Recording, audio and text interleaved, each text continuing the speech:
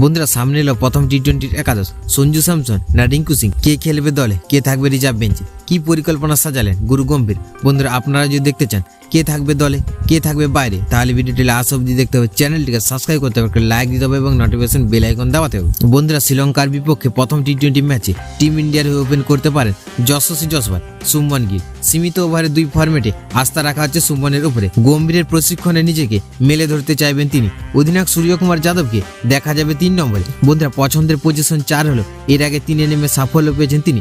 শ্রীলঙ্কার পিচে মানিয়ে নেওয়া চ্যালেঞ্জ অপেক্ষা করে থাকবে ভারতের নতুন টি-20 অধিনায়কের জন্য। 4 নম্বরে দেখা যাবে রিয়ান পারাগকে। বন্ধুরা দ্বিতীয় সুযোগে জাত চেনাতে চাইবে তিনি। বন্ধুরা 5-এ উইকেট রক্ষক ব্যাটার হিসেবে দেখা যাবে ঋষভ পান্ত। বন্ধুরা প্রথম টি-20তে রিঙ্কু সিং ও সঞ্জু স্যামসনকে বাইরে রেখে দল সাজাতে পারেন কোচ গৌতম গম্ভীর। বন্ধুরা দুজনেই সদ্য সমাপ্ত জিম্বাবু সিরিজে অংশ নিয়েছেন, রানও পেয়েছেন। বন্ধুরা অন্যদের সুযোগ দিয়ে দেখে নিতে চাইবে টিম ইন্ডিয়া। বন্ধুরা উইকেট রক্ষক ব্যাটার হিসেবে 3 ফরম্যাটে ঋষভ পান্তকে যে এগিয়ে দেখা হবে তা গতকালের সাংবাদিক বৈঠকে স্পষ্ট করে দিয়েছেন মুখ্য নির্বাচক অজিত আগারকার। বন্ধুরা ফলে সঞ্জুর সামনে অপেক্ষা করা ছাড়া উপায় নেই। অন্যদিকে রিঙ্কুর বদলে ফিনিশার হিসেবে জায়গা দেওয়া হতে পারে হার্দিক পান্ডিয়াকে।